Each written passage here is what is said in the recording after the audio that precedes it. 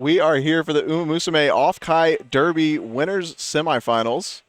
We've hosted the tournament. We started at noon. We ran through 81 entries, and we've narrowed it down to the top 15.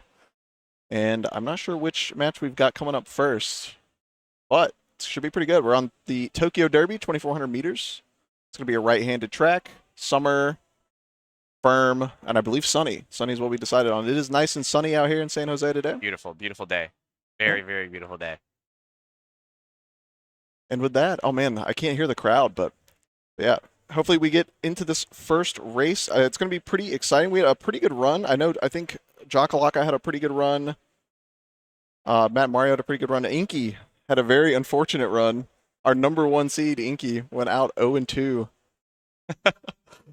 So I'm doing the salty rematches in practice codes with practice partners. Yeah. But we've got, I think this lobby here, kind of a little bit of new faces. I think we had a lot of repeat faces from the Genesis stakes that was at the very same venue. But this is relatively new. Very, very excited to see. This is going to be a Tokyo or Japanese Derby map, which means that some of those late surgers, I think we're going to see a lot of front runners. Typically strong in some of the other maps, but not particularly strong here because of the long stretch. Yeah, but we do have one front runner in particular, Ines Fujin. Yep, she's got that unique that has a secondary effect that can give it a little bit of an empowered velocity. Yeah. I think that pretty much only works on Tokyo with the positioning of that uphill that you can see over the final straight. So she works pretty well, and of course we might see some runaways in the mix to throw off the lobby composition, stretch everything out. Yeah. I've not really taken a good look at what Uma's everyone brought, so I'm not sure what the team compositions are going to be. I was taking a look earlier. I know we have at least 2 Tamas showing up, so that'll be something that we'll see a lot of.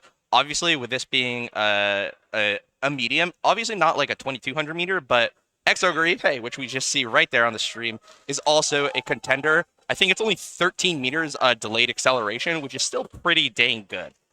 So Exogre is still going to be a huge contender throughout. I mean, we see 2 of them in this lobby right now.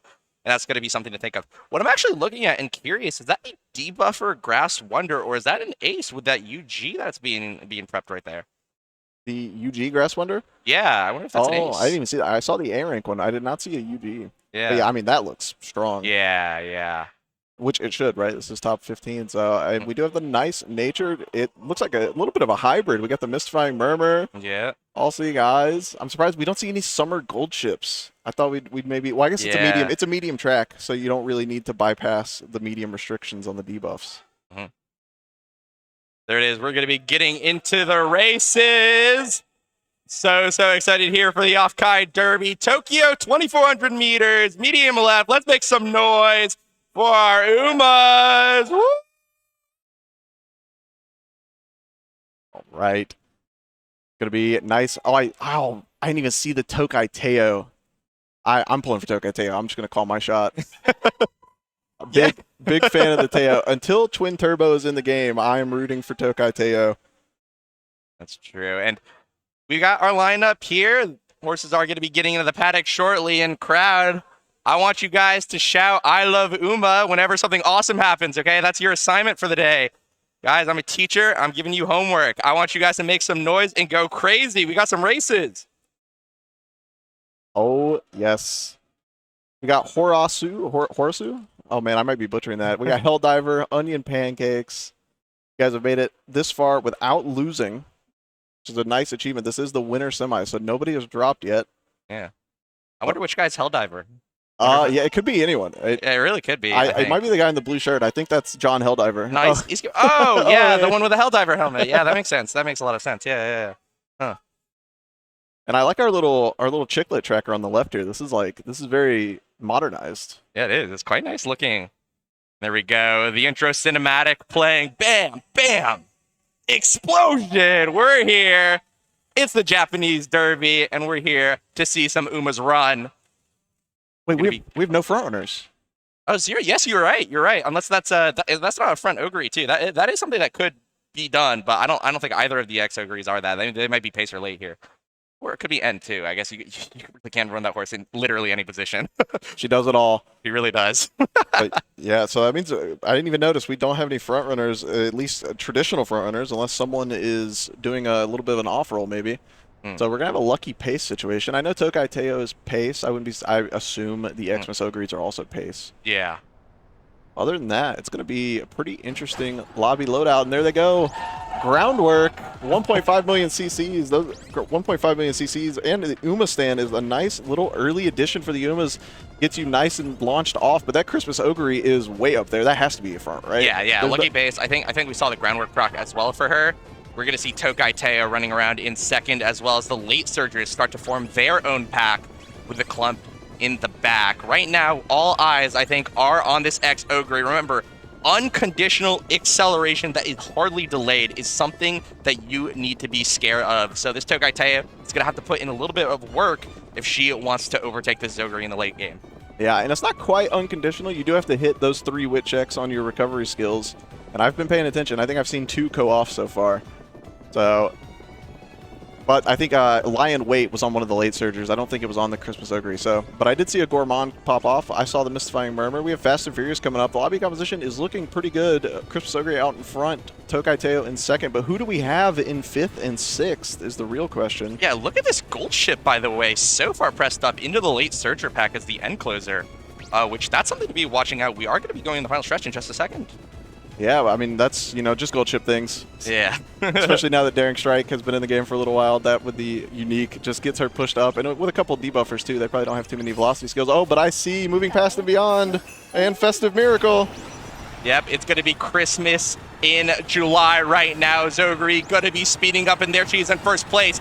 But in second, the other X-Ogre looking to catch it up, and we are in the final stretch of our first race of the OffKai Derby. The horses are coming at it. This nice nature is going to be procking. We'll see if that NSM comes with it as well. She's going to be moving up, but all 5 Umas, I think, up front are kind of in a dead heat, but it's going to be X-Ogre in the front. Nice nature running forward. Both of them, they're going to be locked into a duel. Grass Wonder going to proc her ult, but maybe a little bit far too behind to matter. So we're going down the final stretch. X-Ogre, but Nice Nature's actually going. Fantasy Pasta. Nice Nature is Pasta. Pasta takes it. And it's going to be moving on Onion Pancakes into the next map. A neck victory by nose victory for number 9, Fantasy El Condor Pasta. Onion Pancakes going to be the one advancing. Wow, I mean, I saw the Condor's Fury. It procced right before the Christmas Ogre animation started. I saw the Condor's Fury, and I was like, oh, that's really good timing. But I did not expect that surge at the end. I mean, was that like homestretch haste? I have no idea. I thought it was dueling, but it could have been dueling. It could have also maybe been a stamina issue. We did have a couple Mystifying Murmurs in there. Yep. But it was really close. No Tokai Teo, though. Yeah, but that was a hybrid nature. That was a hybrid Nice Nature with a Mystifying Murmur. You're right. So I actually really like to see these builds. Also, Fantasy Pasta, like something we never see. I feel like she has to hit like some conditionals. Oh my god! Wow, not even cap stats. Wow, UG1 not even cap stats, but just overall really good. And I was talking with Peter Magician about this, but I actually have come to really value high guts on some of these fronts and pace chasers. Obviously on a late surge here, but what guts gives you, because if you're all in the running stretch and you both have stamina and you both are going at roughly the same speed, you are going to duel. And that means that if you're already in front and you enter the duel, it's just insurance to stay in the front in that home stretch. So I'm really starting to really like appreciate guts builds, even on Umas that like otherwise have like mediocre stats. I mean, we saw that Fantasy Plaza, not even 1200 speed, right? But was still able to outduel and claw their way off the back of that Nice Nature as well. Same composition, right? To go past all the other Umas and win the race. Yep. And I mean, one thing I didn't even realize it until we went to look at the stats for the Fantasy Pasta, but the Nice Nature and the Pasta are the same trainer. So yeah. No, but that's exactly the composition. I mean, you have high guts, you push each other up, and like, I mean, it's basically a skill. It's basically you're going higher max speed. Yeah, I mean, especially with like you were saying that long straightaway for the Derby. Yeah. Yep. So that long straightaway really helped you out with those guts builds. You get pushed up, get pushed forward. Your dueling procs. If only there was like, there's a skill slipstream. But if only there was like a mechanic where if you followed behind another Uma directly, you could like draft. I want Uma drafting. Oh wait, we have Uma drafting. It's too a different form of Uma drafting, but there we go. Congrats to Onion Pancakes. Going to be moving on to the winners finals as we get it, and there he is, so-called LeBron James of Umamusume, Jakalaka. He's going to be followed by the Genesis returning champion, Matt Mario. That guy, and guys, I'm gonna keep it a buck. That third guy, my bad, bro. But low key, you are primed for the upset because you are in the ring with like a tiger and a bear, and you've got like 2 rocks. And like, if you beat him though, that's gonna be hella hype. And is it Ale Hero or Alley Hero? Alley Hero. Okay. Good to know. Yeah, you got some stiff competition. You got a 2-time Carrot Clash winner, Jakalaka. You got Genesis champion, Matt Mario. And I mean, too bad Enki couldn't be here. Didn't quite make it. You had to bring that up. That's fucked up. That's up. Sometimes you just gotta throw him under the bus, you know? Yeah, that's true. But yeah, Jaka's been grinding aces all day. In between rounds, he was grinding aces. When he had a buy round, he was grinding aces. Oh, yeah. And I was talking to, I think I was taking a peep at Matt Mario's composition earlier. We actually are going to see a special week for this. Newly changed Ultimate. And on top of that, kind of has some little bit of interactions with sort of as a, insurance in case we had a front heavy lobby. With Jaka, known for that die with Scarlet. Not going to have it here, but... Yeah, and we have the Enos Fujin that I was talking about earlier. So yeah. Going to be pretty good there. We do have one little Soul A-rank debuffer hiding in there, and that is a pretty strong-looking Special Week. I would not be surprised if she performs well. Special Week is always just like the person lurking in the shadows. Yeah. You know? It's like you have your Let's Pump Some Iron, you have Moving Past and Beyond, and then there's just Shooting Star, which always does way more than you think it will. Yeah. Those hybrid skills can really pack a punch if put in the right position, which oftentimes Special Week is. Being a pace chaser, very, very easy to get that. Special Week! Special Week! We have a very, very vocal fan. Yeah, the crowd. We're hearing them back I can here. hear someone. They're popping off. If Special Week wins, I expect that guy to lose his voice. Oh, absolutely. And then we've got, Seiyun Sky Desu. If my front is faster than your front. Yeah. And so I think the gambit here for the pace Special Week is paying off a little bit. Like, with 2 fronts, it is going to be a little bit of a gap. Not even though Solar Front obviously not as weak as it once was, but still, like, you do want the 2 spot struggle and kind of give each other that early game advantage. But with those 2 fronts, I think the Special Week has the ability to really, really pop up 3 fronts. Yeah, we have Mihono Bourbon hiding down there. Right. Yeah. So definitely have the ability here to kind of pop off and take advantage of a little bit of a front-heavy composition in this lobby. Yeah, this one's pretty even. With 3 fronts, 3 or more paces, that means you can run Let's Pump Some Iron on a pace chaser, and as long as you don't get out mid-gamed, you can still hit. And with this being Derby, Redshift is going to work. So, I mean, there's a lot of options for Umas, which is why I think a lot of people like the Derby so much. It is a very balanced track for all styles. Really is. We're going to see the horses line up in the gate. They're going to be going off in just a second, and there it goes.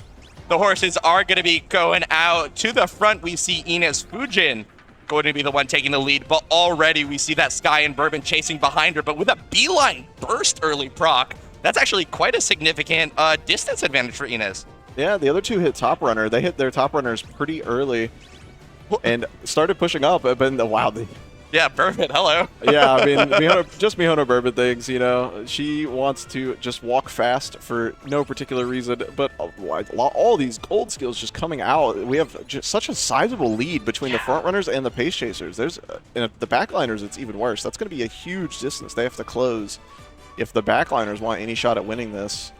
The Tama in particular, I might be a little worried about. But the Christmas Ogres are creeping up on screen. Tail 9 procking for the Tama. I voiced my concern, and she decided to show me up and start pushing up. And those skills are going to have her pushed up past the number 8, past the Nice Nature. So the debuffers are out of the way now. She just has to catch up to the pack and be in good position. So much distance to deal with. And quite honestly, this distance is closing a little bit. We do see number 7, the Saiyan Sky, kind of falling behind, and we're now starting to see the pace chasers to creep up a little bit. Yeah, and the Mihono Bourbon did manage to overtake the Fujin, so a little bit of trouble for the Fujin. Mihono Bourbon does not miss her excels, and she is taking off. Not getting away from that Fujin very quickly, though. Maybe we did whiff something. Yeah. Because that Fujin is closing in. It's scary because, guys, this is Alihiro against the Genesis returning champion and one of the Uma goats in Jakalaka. This would be an amazing upset. But right now, Mihono Bourbon just needs to hold against the rest of the lobby. Enos Fujin trying to catch up, but just cannot close the distance. Mihono Bourbon coming through. I can't see. There's so many skills proccing. Enos Fujin coming through. She's overtaken, and she takes it. Jakalaka on the Fujin is going to be the one moving on, robbing the Bourbon and Alihiro the chance of the upset. He's going to be moving on into winners finals. Yeah, I mean, luckily, you know, it is winners, so you guys aren't out. We still get to see maybe another upset in a little rematch in the grand finals for Alihiro. Would be a pretty cool story. Absolutely. Yeah. Yeah. But, I mean, dude, the Fujin, I mean, I talked about that skill is the only one that it's like this is the one track it's designed for. It's the one where you're going to get the most value out of it, and that really just showed off why, I think. Yeah, she's just really good on Tokyo. Yeah, and again, a situation where if that Bourbon had a higher guts, could have absolutely outdueled that Fujin, even potentially with her proc. But no, yeah, again, it's so much. And yeah, look at that, 36 guts. We're going to look through it. Just, I mean, pretty typical front runner stuff. And that's just, yeah, half a length from making probably the biggest upset in Uma competitive history. So close. Yeah, and it's interesting that the Fujin did not even have taking the lead. The Saiyan Sky, I think, was the only one that actually procced taking the lead and still came out of the gate in third, which is just really unfortunate. Yeah, that's brutal. Brutal. But, I mean, that's those mid-game uniques. You know, Operation Cacao really just pushing forward. Yeah. That's why she was able to overtake in the beginning. But, unfortunately, just couldn't hold out. Yeah, super close. These races have all been very, very neck and neck, but that's the Japanese Derby for you. Again, everything is just so... There's so many things that are powerful. So many things that are powerful on this map, so it's really hard to just grow a definitive lead pretty consistently. And again, I mean, you know, I'm bringing it up. First seed 102. You know, so anything really can happen in these derby situations. Yeah, now we've got Pick, Catbomb, and your screen turned off, so I can't see the name of the third competitor. I think it's oh man, I had it. I can't remember it. I'm sorry. Gator Bob. Gator Bob. Nice. Welcome. Pretty excited to see what Umas these guys have all brought. Yeah, and taking a look, just from Pick and Catbomb, obviously two very, very strong competitors. I think Catbomb's claim to fame being probably the single hardest carry in Uma League. Oh, hey, you were on that team. I was on that team. Like, super hard. Yeah, Comes across the line. Yep. I mean, hey, I had a 18-point game myself. Oh, that's true. You did pull your weight, but Catbomb on the Mihono Bourbon, a very, very strong player as well, and Pick as well, just being a consistent top cutter across all of these competitions. Yes. And also, Velocity champion, right? Yeah. Velocity did win. Yeah, let's not forget, did win like the actual Uma League. Wait, this is soulful. Oh wow! I only see one Christmas Ogre on my screen right now. Yeah. How soulful are we right now? Agnes Tachyon, I mean, that's just a debuffer, but that's fine. You know, debuffers are cool.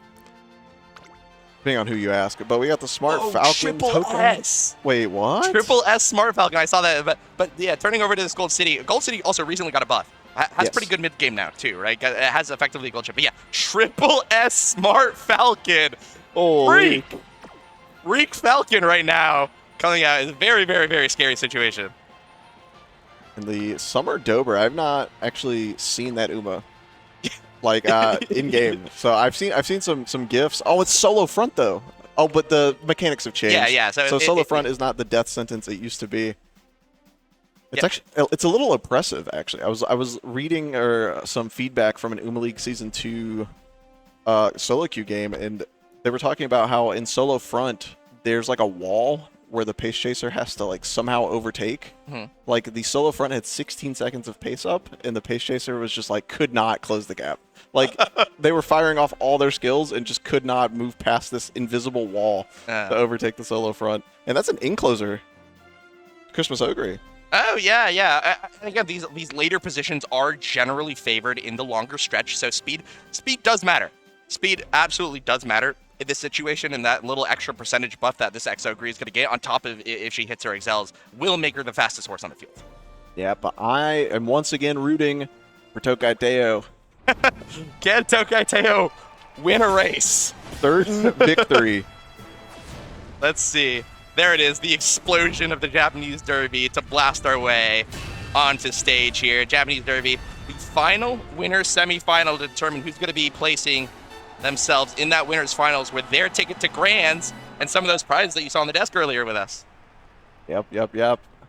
And I mean, this is the great Teo skin too, because this is the one where you get the anime music when the unique pops off.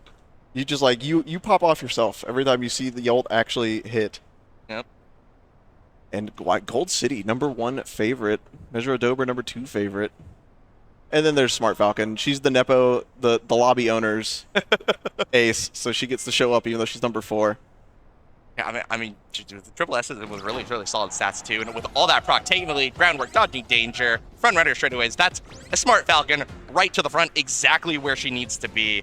We are going to see that middle of the pack go all the way to this Tokai Teo in the Gold City. This Gold City being a late surger is pacing down quite heavily, actually. Yeah, and the Ignited Spirit Wit comes in just a little after the corner, Oh but my god. we still made it to the inner lane, I think, before it got too impactful, but that is just a huge gap. That was what I saw. That Smart Falcon is way up there. So far up there, in fact, that the unique has not even been used yet. So the unique is going to defend when those pace chasers do catch up towards the end of the mid race. It might, although I believe it might need to proc before corner 3. I can't remember if it's on a straight. I think it has a prereq to be on a straight. So. Oh, look at this Dober though. Yeah, this Dober's pushing up really far. Is she a pace chaser? I'm not quite sure. I didn't catch that. It is only one pace. I think Tokai Teo is the sole pace. Okay. So she is getting devoured by the lates a little bit. Yeah, very rough situation for Tokai Teo. Already actually going to be overtaken, I think, by this Gold City from catbomb.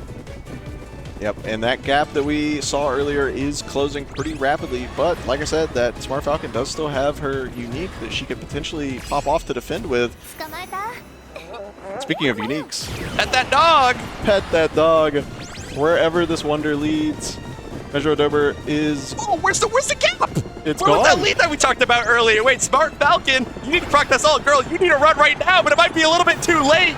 Gold City going to be running for the Exalted Front, but Tama from nowhere has wide swung, but she's going to be moving up, and we've got 6 horse dead heat. Anime Teo, she's going to be running up forward. Acceleration's coming through as well. Velocity bombs have hit. We're going to be running in the final stretch. It's going to be Teo or Dober. Dober's going to be the one pushing forward. It's neck and neck. It's so close. Can this Tama take it, though? Is the distance going to be big enough? Dober going to be pushing on ahead as we reach the final stretch. Time is growing short. It's going to be Dober. Dober is going to be the one pushing forward and winning it. Moving on to winners finals.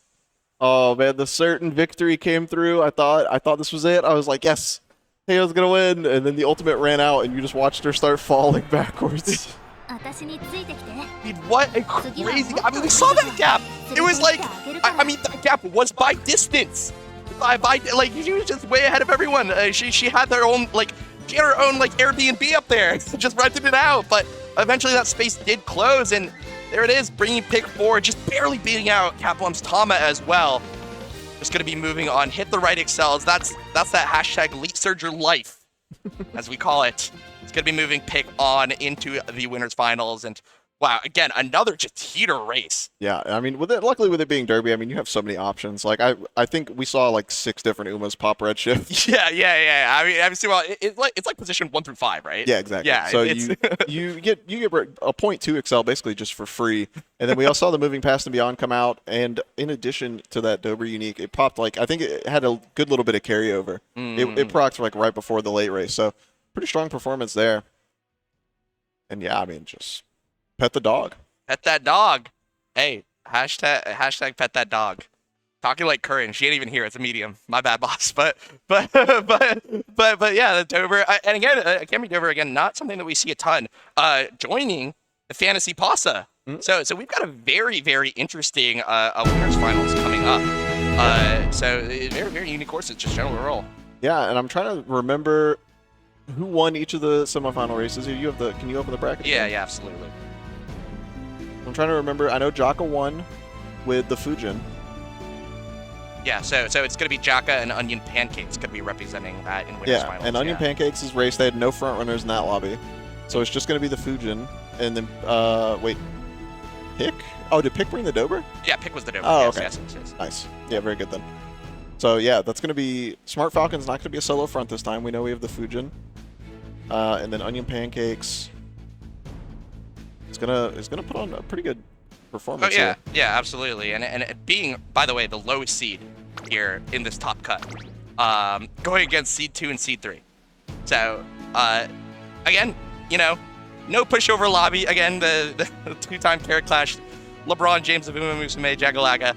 And you're going to be sandwiched between that and the guy that won the most prestigious long-form Uma competition in history. So, he captained too. You know, that guy was calling the shots. So, yeah, you know, it's the draft mastermind himself. Yeah, you know, whatever. Yeah, it's just you gotta win. Hashtag just win. Hashtag just win. Hashtag certain victory. Since Pick is in here with the red Teo again. Oh, right. That means we might get to see that animation play one more time. Yeah, so like you mentioned, that's going to be an Enes Fujin as a solo front, I think, in this No, Smart Falcon's still here. Oh, yeah, right. The guy with the literal Smart Falcon jacket out there. Yeah, he's going to be doing it. So there is actually going to be quite an interesting duel for first place. I think going to be slightly Smart Falcon advantage in the early game, but that late game, we saw that Enes Fujin come back. Yeah, because the Fujin only has early lead. Doesn't have taking the lead. I'm not sure if Smart Falcon had taken the lead, but I'm pretty sure she did. So. I think she did, yeah. So. And then we saw the dodging danger and the ignited wit on the Smart Falcon as well. I don't remember if I saw those skills. If he had them, I don't think they procced in his match. I don't remember seeing that on the Fujin. So yeah, I think the Smart Falcon's going to be favored in the early game, and then this time Sparkly Stardom will actually get to proc. We'll get to see it be used probably to defend in the mid race. But yeah, it's gonna be a tight one. Yeah, absolutely. And hey, you know, when we get a little bit of crowd, if you guys are having a good time, if we've been having good races, can we make some noise to show our appreciation of these runners? Yeah, that's what I like to see. We've got a very competitive race. This winners finals coming up. Again, ticket to grands is what's on the stake here, and a ticket for some pretty, you know, look at this thing. It's pretty big. It's bigger than my bald head. Look at this thing, right? It's huge, right? And so it's going to be a ticket to get guaranteed prizing. Or a towel. Well, that's prizing, but you know, hey, like everyone wants their shot. Oh yeah, there we go. We got the fantasy pasta. How could I forget? I didn't say it earlier because I did indeed forget. But yeah, the fantasy pasta. That is so. Yeah, this is gonna be a pretty nice little lobby. Yeah. The layout is not super toxic. It's just a couple fronts, couple paces, couple lates. You have a few debuffers, but you know. Yeah, and again, looking at some of the stats, I think that 1K guts on the pasta, should she get that lead, is going to make it very easy for her to defend against everyone else in the lobby. So I'm looking forward to that. If that pasta hits a good Excel spot, it actually can potentially make another great American upset. Yeah. a crazy upset. Yeah, I mean, Condor's Fury is a final corner, I believe, so it should be. It's basically like Redshift. So you're basically, as long as you're meeting all the other requirements, it should be a perfect proc most of the time. So Condor being pretty strong on this map, along with Fujin as well. Obviously, we just saw all three of these players win. Yep. So we know their Umas can win. Now it's going to be an even closer match, and I'm still rooting for Teo. Both of them. Can Tokai Teo win a race today? Let's see. I believe. Boom, there it is again. That explosion that we all know and love to show us that the Japanese Derby is going to be starting again. We have it here. Are we clapping? Yeah, sounds like we had a chant going. Woo! All right, I'm hyped. I cheered like I was part of the crowd. I was absorbed in that for a second. Wait, W Energy. Good looks, y'all. Good looks. All right, and we're going to be lining up to the gate here. There is Enes Fujin, Jakalaka. His horses are going to be featured. Ines. We've been corrected. I heard it. It's Ines? Wait, hold on. Scream louder. How do you pronounce it? Enes Fujin. My bad, boss. All right, I got it. Enes Fujin. It's going to be our front runner here, joined by that Smart Falcon, and those are the two Umas to watch as we get out of the gate right now. Right now, it looks like that's a pretty big lead, but closing quickly for the two front runners. Smart Falcon actually going to be blocking herself right in front of Enes. Or Enes, my bad, Enes Fujin. and is going to be the one taking the lead here at the start of the race. Yeah, just like we predicted, Smart Falcon does get that early lead advantage pushing forward, and we're going to see the Sparkly Stardom come out any minute now whenever that Fujin pushes up a little bit. And that Christmas Ogre is very comfortable in third, but we got the two Teos holding hands right behind. And I don't even know which one to root for now. There's two of them. I didn't think I would have to choose my favorite. You can root for either Teo and 2-0. Nah, I'm going to root for OG.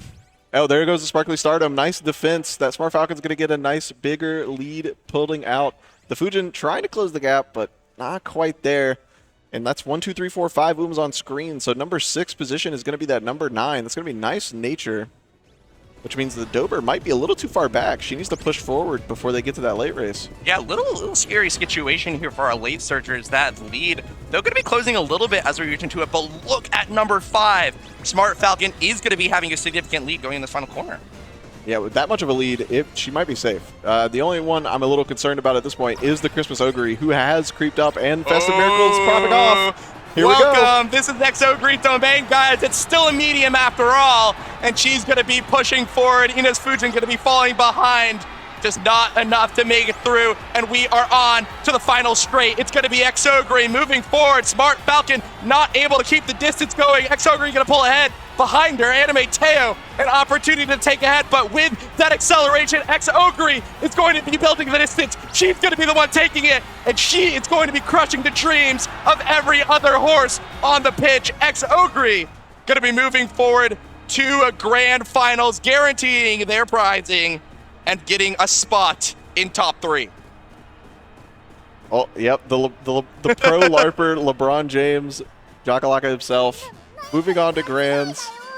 No whimsy, no cheer, no Tokai Teo. Yeah, wait a second. This crowd's been cheering literally every 5 seconds, and we weren't even cheering at X-Ogre. I mean, evil. Evil has come to the Japanese Derby. It's okay. It's okay. It happens. But yeah, I mean, it isn't a 2200, so X-Ogre isn't like the reigning king, but it is still a medium, and in mediums, X-Ogre can pop off. So that is going to be actually the biggest win we've seen today by 2.5 lengths. Every single one by neck, by nose, by half a length. So Jakalaka, well, I mean, looking to take his Triple Crown win here at the OffKai Derby. That would be pretty hype. Yeah. I mean, yeah, but like the Festive Miracle procced when she was in second. Right, like when you're a pace chaser and you hit, like, you're behind. The only thing you have to catch up to is the sole front, and you hit all your excels in second. Like, you just win. But now it's time for us to hand off, I believe. Yeah, I think we got. Yeah, the other cast, they're lining themselves up. They're doing their last check. We've got prizing on the line, but one more time, crowd, let's hear it for every single runner that's on the pitch. Make some noise. Guys coming in. All right. We'll buy a little bit of time, guys. We've got a Jaytsu Helios and a King Halo, so that's like first place gets to choose a pick. Insert yourself. Let's LARP a little. You've won. Who's taking King Halo? Raise your hand. Raise your hand. Over Helios. Yeah. All right. And as I leave, who's here for Jaytsu Helios? Yeah, it's Helios. All right. This is Brickbat and Destin. We're gonna give it up to Toph and Jaytsu. What's good? What's poppin', everyone? Can we give it up one more time for Brickbat and Destin, please? What's up, everybody? Getting into our top 7 of Umamusume. Thank you again, Brickbat and Destin. Yeah, thank you so much. Oh my goodness. All right, heading on into it. Our last few matches of the day. So, like we mentioned, it's losers finals with Pick Machi and Matt Mario coming up next, fighting for that loser side in grands. Those of you unfamiliar with how resets end up working in Umamusume competitive races, we do have resets. So in the winner's side, you of course only have to win the race once. Yes. But if you're coming in from the loser side, you have to win a race and then do it again before anybody else can. So yeah, it's confusing a bit for people used to conventional, one-on-one games, right? Because typically you can only reset the bracket once. Exactly. It almost makes sense to think of it just as a point system where you just need 2 points, and Jakalaka has a bit of an advantage. Exactly. Yes. Already starting out with the 1 point. But once again, in the loser side, what's our lobby looking like here, Toh? Yeah, we've got 2, very players who made it extremely far in the Uma League. We have Pick who was actually the captain of Team Velocity that did win it all. So very seasoned, very storied player. Matt Mario, of course, the Genesis champion, equally storied, I would say. You know, actually having won one of these offline events here at the San Jose Convention Center. Yeah. And we've got Maya, who, having made it this far, you know, must be certainly punching at this weight class. Yeah, she's killing it. I was sitting right in front of her in the crowd, and they were like, no, they're sending out the wolves for me, man. They're going to beat my ass. And they was like, wait, if you made it this far, clearly you have a decent chance to hold on strong. And I see the prayers coming in as well. Very, a lot of variance in this lobby, like a lot of Umas. I mean, that's the cool thing about Derby, right? Yeah. This is a track where, because, you know, in particular, Redshift is such a universally available acceleration option. Yeah. There's a gazillion Umas you can run with great success. Basically, every style is viable. You know, front is strong, end is strong. You know, the backliners can duel and catch up to the fronts. But we've seen that the fronts are also holding on. And, you know, Jakalaka, of course, won with Dynas Fujin in winners. So, yeah, there's no real clear, you know, weak style here. Basically, everyone can cook. Yeah, exactly. A track where all are allowed to cook. The single front, you know, coming in from Pick Smart Falcon. But of course, a pretty solid, you know, backpack here. Quite a few lates. A lot of lates, some pace, yep. Matt Mario with a very interesting strategy. I would say that Special Week is more known as a late surger typically. Yeah, folks are saying this. But Matt Mario with a little bit of tech, kind of bringing her in the pace slot. So she's going to run a little bit forward. Yeah. But of course, you know, Tokyo Racetrack, you know, for those unaware, this is kind of a very interesting track because the home stretch is so long. It's much longer. It's like noticeably longer than a lot of the other tracks in the game, which means those backliners have time to duel each other and catch up. Yeah. All the time in the world here. Dober Unique pretty good for this as well. The downhill right before that final straight. So yes. Yep. She's got that downhill speedster. So, yeah, healthy representation of different styles here. We got the solo frontrunner, of course. Pick one of the Smart Falcon. He is, a dedicated Smart Falcon, Oshi. Yes. Basically, him and, I would say, Badok are the biggest Smart Falcon lovers I know. So she is definitely going to take the early lead and establish a bit of a lead over the pack. But, you know, sometimes solo front, it's hard to keep that lead. There was a kind of a buff to the solo front playstyle in the most recent 1.5 anniversary patch. It's more viable now to run a solo front runner. Yeah. Than it used to. It used to be that if you had only one front runner lobby, it's just curtains. Yeah. Exactly. A little bit less unviable now, but still scary for our favorite Umadal, trying to make as big of a gap as we can as we make our way around the first corner. That's right. Yeah, and that pace pack, you know, it's going to be interesting. This is not one of the tracks where Christmas Ogre is super duper dominant. Like, she's quite good, but by no means is she, you know, like unbeatable by the other pace chasers. She's falling a bit behind, and Tamamo Cross actually for a late surge, she's already pushing up into the pace pack. That being said, if she is relying on that 5th place beyond proc for Kanata, she might actually want to be in 5th. Yeah. So we'll see if she's able to activate or not. Yeah, might be in perfect position, you know, neck and neck with the Tamamo Cross, just saying, all right, you can pull up ahead. I'm waiting for my Unique in the back. Speaking of course, the Agnes Tack out, Grass Wonder, big chillin'. Our Umadal lend the Unique rock. Yep, Sparkly Stardom going to be the first ult here on this race. Coming around, Falcon's actually getting some speed, some velocity procs. Camping Dober with the dog. What the dog doing? All right. That's right. So carry over as we head into our final corner. Yeah, she's actually definitely going to get the speed carry over there. Ooh, Smart Falcon also with the killer tunes. That's going to help her establish a little bit of a lead. She is, of course, going to hit that rod. And Special Week, look at her surge forward. She does wide swing a little bit, but she is towards the front. She's got a nice, healthy lead over the rest of the pace chasers here coming to the final corner. Tamamo Cross pushing all the way up. There we go, debuffs as we go. Smart Falcon and Special Week fighting it out for that first place, but it looks like Special Week coming in from that wide swing, still able to make up quite the lead. Our Umadal falling to the back. Tokai Teo cannot catch up. Dober, there's not enough time even on such a long home stretch. Special Week looking to seal it out in number 1. Wait, I actually could not tell. Tamamo just pulling up. But Matt Mario is happy either way. Matt Mario is going to be taking that one because he was in control of both the Special Week and the Tamamo. Exactly. Even with the overtake, still both of your players securing that spot in the loser side of Grand Finals. Pace Chaser Special Week. Yeah, Special Week, you know, it's always a good time to be a Special Week Oshi because this character cannot stop catching buffs. Yeah. She is perpetually getting buffed. She just caught a big buff with the 1.5, the early 1.5 anniversary patch. Her Shooting Star Unique definitely got a big buff. Yeah. With the current speed update, and she to my knowledge, like even in JP, like she gets the Oh yeah, I don't the even know the extra Evo skills. extra Yeah, Evo exactly. skills in the one of the most recent updates. Yeah. So special week, yeah. I mean, she is the main character, and she's showing game why ID right number here. 1. That's my goat. She's on the app icon for a reason. But everyone, Mm-hmm. can we give it up one more time for Pick and Mayachi? A stellar performance in the losers finals, but falling in such a close race. Close race, close race. Yeah. All right, heading on into it. Our other side of losers finals, up to the stand, we got Onion Pancakes, Catbomb, and Hjax.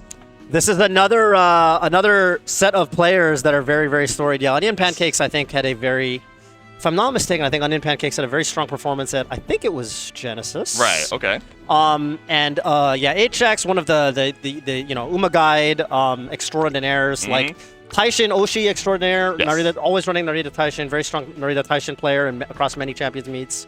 And of course, Catbomb, also a very, very strong tournament player. They used to say it was Toph of the West and Catbomb of the East. This is a thing that everyone's spreading. Everyone's always saying this. Catbomb, is that true? I'm looking at the player Yes, game. it's Oh, true. okay, Yeah, okay. it's true. Everyone says this. It's Mostly confirmed. me, actually. I'm mostly the person who said it. Many are saying I this. think By many, I mean Terumi, I Toph. think Terumi said it once. Okay. And I've just been That's more than one parroting it. person. I think we can say many. It's more than one person. Yeah, That's yeah. many. Catbomb, very strong front runner player. I think, bro, I actually didn't quite see Catbomb's comp, but I guess we're about to find out. I Yeah, think we're gonna Catbomb scroll through in just a typically known second. for running fronts. Mhm. Yeah. But it's very interesting. Because this was a Champions Meet that was fresh off a lot of people's minds. Yeah. This was like 2 or 3 Champions Meets ago. Was we were on Tokyo 2400 for the Derby. Mhm. I kind of came to the conclusion that frontrunners need Suzuka. Yeah. I thought that having a runaway in the mix just pushed the lobby up and made the frontrunner style much more viable. Okay, but yeah, a lot of debuffers, a lot more debuffers we're seeing here. We got Murmur in the lobby. Yep. It's a sea of red, yeah. Murmur, by the way, yeah, that's another style, right? The stamina debuffer style. Debuffers in general caught a big buff with the release of Summer Gold Chip, Yeah. right? So much more viable. And yeah, Catbomb actually not running fronts. So we have a very backliner heavy lobby. And that plays well with the debuffers because the debuffers are naturally going to push your end closers, your late surgers into 5th place Yeah, for exactly. Redshift. That perfect position that they're looking for, yep. And, the big question is, how do you survive a lobby with this many mystifying murmurs? Wedding Mino and 2 nice natures, which means that the already high stamina requirement of Tokyo 2400 just got that much higher. Exactly. If you don't even have a front runner, like most of this lobby is late, right? So you can't even call it the backpack. It's just the pack at that point. It's just the pack. Yeah, it's just the pack. The single pace from Catbomb- Tokai Teo kind of, just dictating the pace of the lobby in that sense. Yes. Okay, Catbomb with 2 aces and the Dominator. Yes. So it's really a question of can Catbomb's late surgers in Gold City and Tamamo, can they survive the onslaught of murmurs coming in from Hjax and Onion Pancakes? We're talking about many are saying this. Many murmurs coming in from the back line. And one last losers finals, that last slot in Grands. All right, the racers readying up at the gate. Besties cheering each other on before potentially their last race. Ten Hordes are so excited to be here. Shout out Much Done. Yeah, solo ace Tannhauser, by the way. Soulful. Solo ace Tannhauser. I would have assumed Hjax was running Taishin, but we're bringing Tannhauser today. Okay. Very soulful.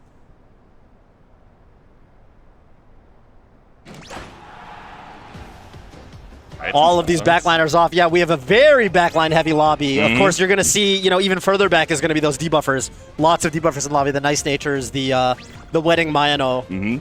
There to just cast spells at these. It's funny, like it's just Tokai Teo basically front running at this point. Exactly. They got the support magicians in the back just like hanging out and spectating. But of course, like you mentioned, right, that late pack is very packed. As Tokai Teo is like, I'm trying to get away from these gamers as far as I can. Very clustered, yeah. And it's a very, very interesting track for late surgers, too. It's another style that, late's caught, with some of these new skills coming in full throttle being a good example.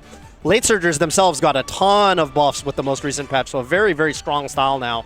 And on this track, too, they have that 1.5 million CC to get that early lead. It looks like Tamamo is the one that's going to seize it. Yeah, as we're about halfway through, Tamamo crossing that second place, but of course, so many fighting for that 2nd to 6th pack. It's been going back and forth. Such a cluster back there, yeah. Yeah, Nature from the outside, Nature from the inside now this time. Much Done coming up through from the out. Can she do it? Go, go, Moon. AA Moon. AA Moon. Let's see if we can keep up that velocity here, of course. Nature and Maya just chilling in the back, waiting to cast their spells. Yeah, we're starting to see those stamina debuffs coming in. Keen Eye from that's gonna fire from 564 from the Asian Flash, just coming in the final corner here. So the lates that are in front are gonna get their red shifts off. Yeah, now Tama not only catching up to Tokai tail, but overtaking, coming in strong from the front here as we make it into our final straight. Yeah, Tamamo basically looking like a front runner at this point. Tamamo with the wide swing though, it's gonna be a little bit of a distance loss. Yeah. Wedding Mayano with the ult, but she's primarily serving as a murmur. So the big question is, we're gonna start seeing when some of these Umas gas out. Who's gonna gas out here? Who's gonna stam out and just start jogging? Right now, Tannhauser looking strong. Tamamo looking strong. Gold City, Fantasy Pata holding strong. Tannhauser looks like she's in there. She's got that recovery all right. She's got the gas that it takes to run all the way to the finish line. Hjax with the solo ace. Machtan and Tannhauser taking it. Machitan with full smiles on her face from second one of the race. She knew what would happen. AA Moon making it into the loser side of Grand Finals for Hjax. Wow. Solo Tannhauser, can she go all the way? The big question now, because it's kind of hard to look at that stat line, by the crazy stat line. And a lot of inherited ults to look at that Triumphant Pulse, Beyond, Medium S, basically everything you could possibly ask for from a solo ace here. Exactly.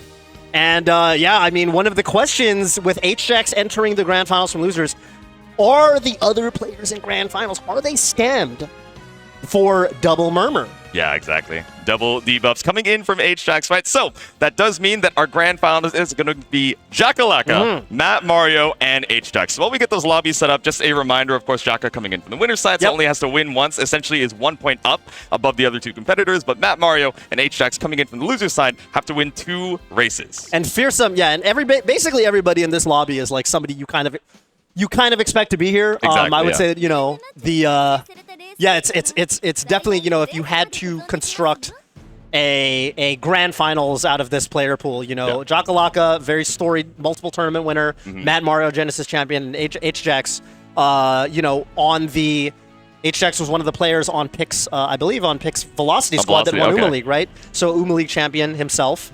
Yeah, basically every single player in this grand finals is like a story, like a well-known player in the Umamusume competitive scene. Very, very much I mean, I would say the only unexpected thing is I certainly didn't expect solo ace Tannhauser, but that's the beautiful thing about the Derby is everyone can cook. Exactly, making it this far with whatever your team comp is. And as a reminder, our grand finals is not only fighting it out for the glory of being the first ever OffKai Expo 2026 champion, but for the glory of these beautiful prize figures that we got going on here. So first place is going to get the first pick between the King Halo figure and the Daitaku Helios figure. And of course, second is going to be taking whichever prize figure is remaining. And of course, third does not go home empty-handed. We have a beautiful Uma towel coming in for them. Lots on the line. Show off the back of yours because it's kind of hard to see in the you're camera. right. Hold on. There we go. There you go. Yeah, you guys can see the sides. See? And you can see the full figure in all of its glory. There we go. We love to see it. Now you're I've noticed your stream setup. You have some Helios merch. I do. So yes. you would go with this, I think. 100%. Like if I were to make it into the grand finals, through winner's side, which of course, I could do, but I just wanted to make sure that everybody else had an opportunity to fight for these prizes. I didn't want to be selfish. Of course. Yeah, I would go for the Daitaku Helios immediately. People kept coming up to me. Like, so how are you doing in bracket? You still in winners? I'm like, bro. Bro, I didn't enter. I'm giving you guys a chance. All right, we're going to be calling players one by one, so we are going to be ringing in. I don't know. Are we calling them? Do we have a stage host? How does this work? You do it. Okay. Oh, we've got a host. We have a host, and I'm sure that host is someone that you guys are all familiar with. Saya, could you please introduce our grand finals competitors?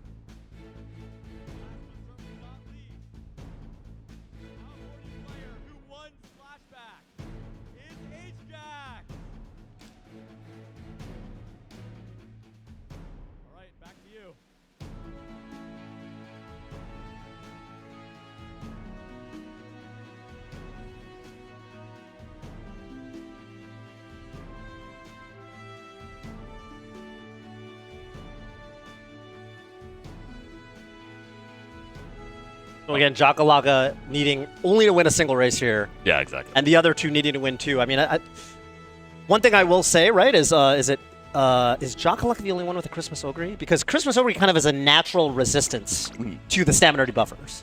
Okay. Right, just having so many heals innately in her kit. Exactly. She needs it for the unique anyway, so, you know, to run into the double murmur is like, all right, I'm prepared for this already. It's part of my win con. That's right. Matt Mario, we saw him get hit with the pace. He looks like he's in the shambles, pace special bro. week. Uh-oh. He said, I don't know, man. It's looking a we little were difficult from the loser side. we were at Guildhouse last night, and Matt Mario was complaining to me about the stamina requirement for the track, which does not bode well for Hjax making it into Grands. Exactly. He's That like, might surely be I tough. won't run into 2 debuffers in grand finals. Like, what's the worst that could happen? Yeah, of course, the full set of debuffs right there. Well, Matt Mario with the Christmas Ogre though. Yes. So Christmas Ogre again. That's kind of the you know, she can generally survive. Or special week coming in through with the Gourmand as well. Okay, yeah, that will help. That will help for sure. Yeah. I don't know if it's enough. Typically one stam debuff. The calculus usually works out that a stamina debuffer usually is roughly equivalent to counteracting the effects of 1 gold heal. Okay. And Kinda if that one-to-one. gold heal was part of your stamina requirement at base, then, you know, the debuff might make things quite a bit scarier as we head into that final stretch. Exactly. And so, you know, depending on how many stamina debuffers you expect to exist, Yeah. you kind of need to bring that many gold heals to just offset them. Yes. How much buffer room do we have? Right. But speaking of, like you mentioned, Jakalaka has some buffer room in this first race. Again, is coming in from the winner's side. So even if we don't make it into that podium at first, we still have one more race at least to try and take it home. And I will say, you know, again, we saw that, you know, the solo front playstyle is tough. It was the kind of the same thing that happened to that Smart Falcon, right? Where, yeah, you kind of just get past. You don't get to establish as big of a lead. Yeah. There is, however, for Ines Fujin specifically, a bit of a saving grace, which is that on Tokyo specifically, she has a very, very, very strong late race velocity ult that lets her fight against backliners better on Tokyo Racetrack, and that will help her maybe hold that lead, even though it still will be rough as a solo frontrunner. Yeah. Let's see if it's going to be enough to try and hold on to the gap. Like you mentioned, a you know, pretty heavy backline here to try and outrun. I mean, our Uma Eats runner is pretty fast, you know, from all of our odd jobs, but let's see if it's going to be enough. Let's see, yeah, let's see. And very, very, like, huge variance in this lobby. This is exactly what you want from a Derby Grand Finals, and they're off. Jakalaka, Mad Mario, and Hjax. Of course, Ines Fujin is going to run to the lead, the only front runner in the lobby. I think a big question here is the Christmas Ogres and how they kind of pan out against each other, because they, again, have that natural resistance against Hjax's stamina debuffers. And of course, how is the Tannhauser going to take position in that late Surger pack? Yeah, exactly. She's almost being consumed by the rest of the debuffers as well, so trying to make her way back on out is what we're going to be looking for as we head later and later into the race. But like you mentioned, Ines Fujin just leading the pack at the front. Pretty decent gap, 3-4 lengths between the pace chasers. And Special Week just caught in between Christmas and July on both sides. That's right. Yeah, Special Week. I mean, she's you know, definitely got, as we saw when she hits her ult, getting those passes in the kind of the acceleration zone, she can definitely surge forward with that current speed increase. She's gonna, looks like she's probably gonna have to pass either that front Christmas Ogre or the Ines Fujin. And now in the latter part of this mid race, we are gonna see, yeah, can the Killer Tunes firing, can that pace pack pull up to the Fujin and get that pass? Here's Tannhauser, Moon. The crowd goes crazy for Mach-chan. Of course, yeah. And as the Tannhauser and the Tomometer, they want to get into that 5th place slot for Redshift. That's going to be crucial in entering the final straight here. See if we're going to be able to hold on to positioning. Ines Fujin just losing that lead that she worked so hard to gain. It looks like Tannhauser is in 5th place, by the way. Just they're there we go, moving past Beyond. Yeah, and Redshift. Hang on a second, Tannhauser might have something to say. Is she gonna? It looks like she doesn't wide swing either. Yeah. In perfect position to try and put Hjax on reset point, but heading into the final straight. Yes. Christmas Ogre up at the front, closely followed behind by Ines Fujin. Another Christmas Ogre trying to come in for the center. But she thought she can't make it. She's blocked by Christmas in July, but there's another coming in from the wide side. Special Week so far behind, but it's just a matter of which Christmas is going to be the holiday for today. Wedding Maya just trying to shower some flowers for our potential reset point. Oh, and it's Tannhauser! It's Tannhauser, the late surger. The final speed coefficient wasn't up. Tannhauser surging past the Christmas light. It looked like she got blocked. Yeah, but she broke out. She weaved her way. She said, if I can't do it on the interrail, I can't find a gap. I'll go this way. I'll make the gap. Whatever I have to do to see that smile on her face. Hjax now on tournament point. Unreal. Was that? Does that? Can we take a look? Hjax, does she have NSM? Was that NSM? What was that? Can we take a look How did real she quick get? How did she get around the Much-Shot Ogre? skills? Yeah. Did she NSM to get the lane movement? Because I thought there was no way she makes it around. It looked like a wall in front of her. Yeah, let's check it out before we head to the net. Dude, I think it was. I think she NSM me. to get the weave. Oh, okay. She got procced by the block. I see. Unbelievable. I think. Yeah. No guarantee because we'd have to catch the replay for that. But Exactly. wow. Okay. I mean, and another question again. It's kind of hard to tell in the moment. It is possible that the Ogre stamped out at the very last moment. Yeah. That is on the table. That is a possibility. We didn't get to see it, right? The camera just like gradually panning away. Maybe we'll see it again, right? We were looking at the Maida with the flowery maneuver, right? Exactly, yeah. We got off-screened. Oh my goodness. So Hjax now joining Jakalaka in tournament point. Matt Mario quite the lead to try and overcome. Again, he's looking at the camera. He's like, I might be cooked, bros. This is a tough lobby for Matt Mario. Yeah. But again, the Christmas Ogre maybe has what it takes. Yep. Let's see it as we head into our Grand Finals reset number 1. There could be a second Grand Finals reset. If Matt Mario is able to win this last race, we have one more ahead of us. Matt Mario, hey, look, it was at the San Jose Convention Center last time, and we're looking for a repeat here. Matt Mario very famously won Genesis and has been mostly not really entering the online tournaments as much as kind of an offline king. Says see me at majors. See me at majors. I don't do this. I don't do this. I'm saving it for nationals. Yeah. Right. I'm saving it for nationals. I don't do this. The online weeklies or whatever. No data on my team, but there are some prayers up here on the Grand Finals stand. He wants to see one last race. That's right. Oh my goodness. So that race, we saw. The thing that was very important, right, was that Tannhauser passed.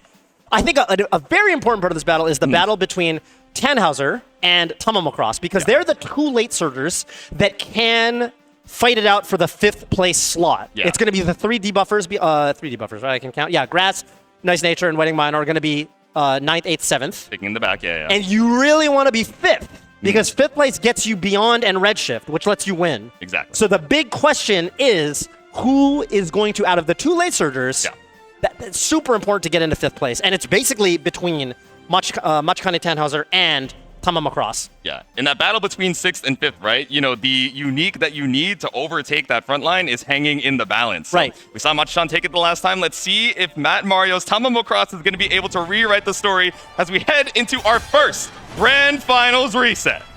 And it was so close, too, right? I remember I was watching them on the Chiclets. Yeah.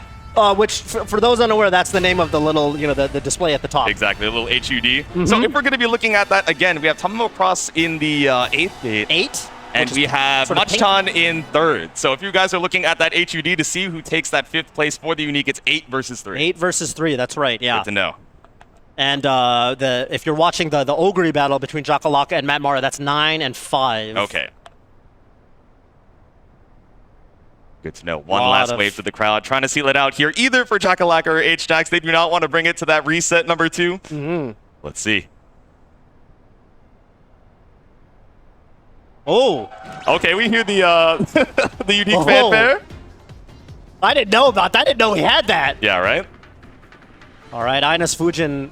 Going a little wide here. Yeah, dodging that danger and coming back in with the prune positioning. It's looking like, actually, I'm not even sure if she procced prune positioning. She might have gotten dodging danger and no prudent, which is maybe a little bit of a length loss, but okay. Yeah. The Wedding Minos and the Nice Nature's already firing off some debuffs right here. It looks like in that mid pack, it looks like it's Tamamo, yeah? Tamamo with the... Oh, no, they're actually very much close to each other, yeah. 8 and 3, look at that. There we go. Tannhauser sneaking into the lead. Full throttle fighting. She just got a big suite of velocity skills to surge past that Tamamo, by the way. Yeah, look they were so neck and neck for just a little bit, right? A lot of the velocity skills were, proccing at the same time, but still so far ahead here for the Mach-chan. And you can see her on the camera. Now look, she's pushing up to the Christmas Ogre. It's Tannhauser again. Look at she's saying, I'm trying to win this. Exactly. Screw 5th place. I'm gonna fight for 4th. I'm a pace chaser now. Yeah, fight for 4th, head for 1st a little bit early, but you got to secure that moving past and beyond. AA Moon once more.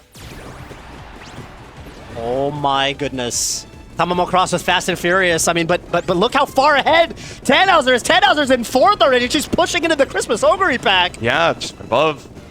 And of course, yeah, Nice Nature and, you know, Wedding Mino on Hjax's squad. They're firing off those stamina debuffs, just making it so hard for everybody else to even live. No stopping me! No stopping me from Tannhauser! A huge acceleration bomb, and all she has to do at this point is pass Ida's Fujin. Get Fujin hold on. Look at that. She swung pretty wide, but oh my goodness. And with that late surge of velocity, I don't know. Hang on, Tamamo's actually pulling up. Tamamo says, I might have something to say about this because this is a long. Who's going to connect dueling? Did Tannhauser swing wide enough to not collect dueling? That's the big question. Tannhauser, she's holding that lead. She's holding that lead. Ida's Fujin, though. How is Ida's Fujin with the front runner? Tannhauser trying to make a statement, and she pushes forward at the last moment. Ida's Fujin can't hold on. And Machikane Tannhauser, in commanding fashion, wins 2 in a row to take the inaugural OffKai Expo. No stopping me, moving past and beyond, and there's no stopping Hjax, your OffKai Expo 2026 Umamusume champion. With Tannhauser, bro. With Machikane Tannhauser. Shout out Machitan, sealing it from the loser's side. Amazing performances in our grand finals, but we have our champion newly crowned. Hey, Moon! Hey, hey, Moon! Hey, hey, Moon! There we go. We love to hear the energy from the crowd. Everyone, can we please give it up one more time for our newest champion?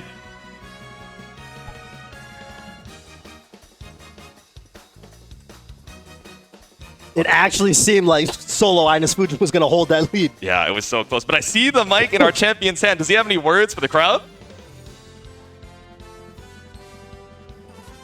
He said, no stopping me? I guess not.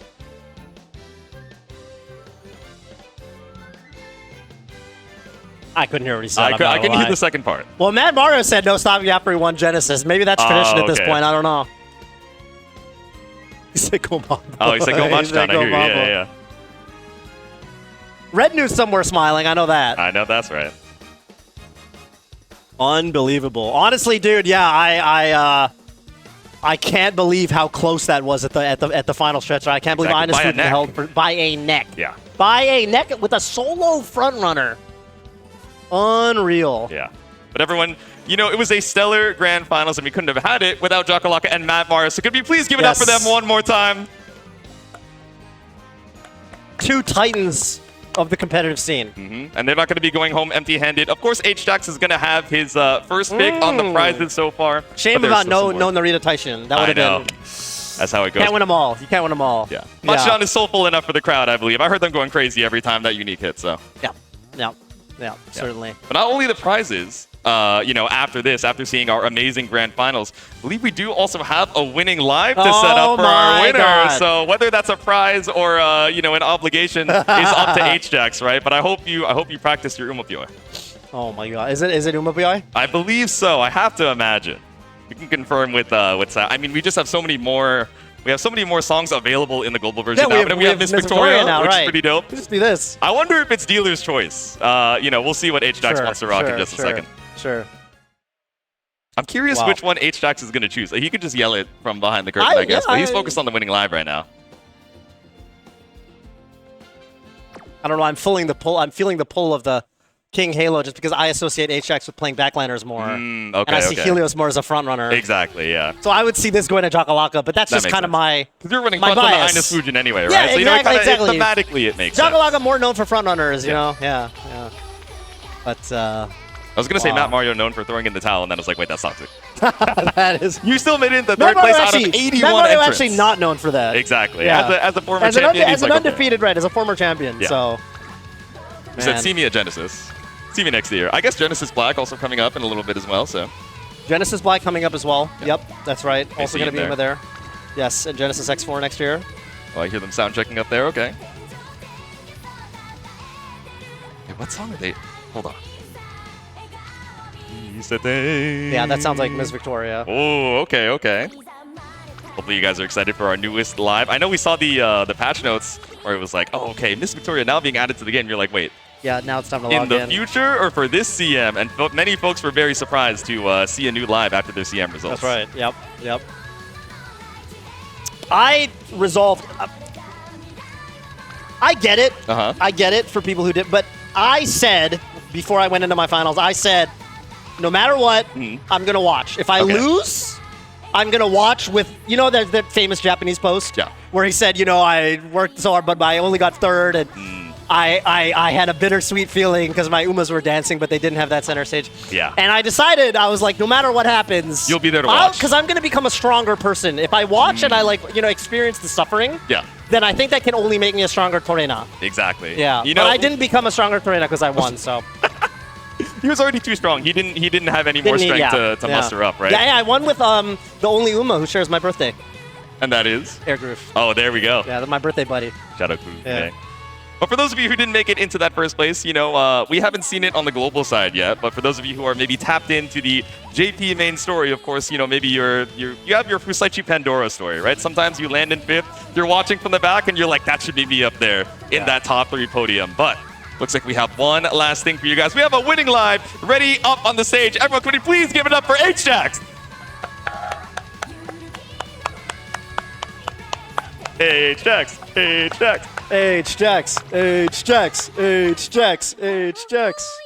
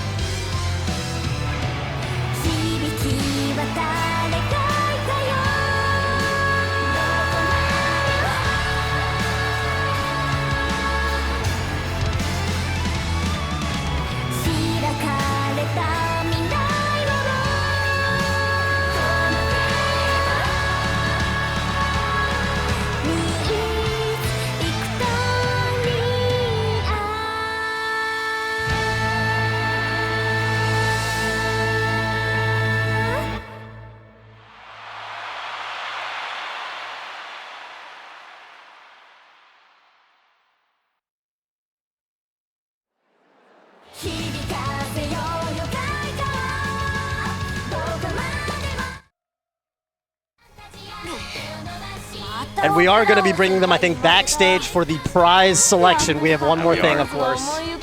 Really, I guess it's kind of Hjax who's doing the selecting. Exactly, yeah. Because we kind of know how the other well, two no, I prizes mean, are gonna be going. Jakalaka could take the towel.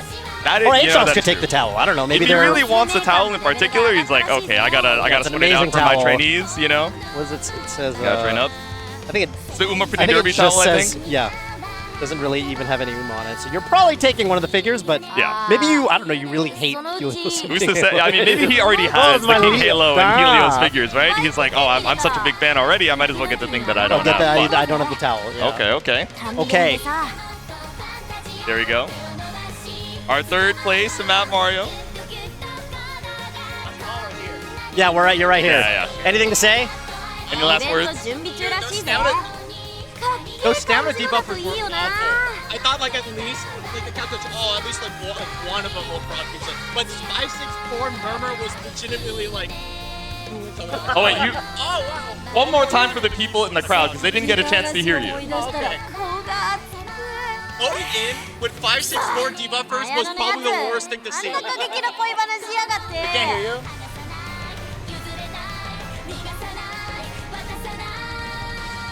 Can you hear us now? Oh, there we go. Hello? All right, one more for the one time. 5, 6.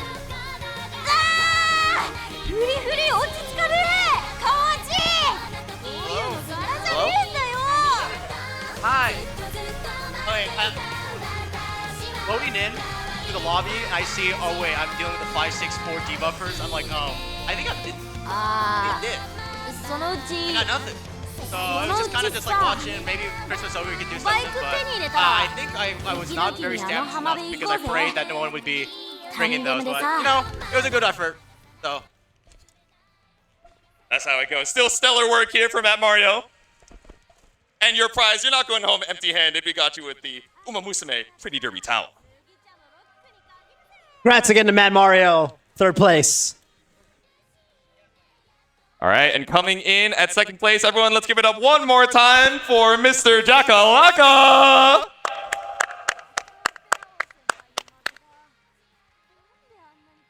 Okay, so I guess we got the pick from Hjax earlier if he's taking the King Halo, but any last words for the people? Anyone can win. Nah, I'm kidding. Let's go, Mambo! Woo! There we go.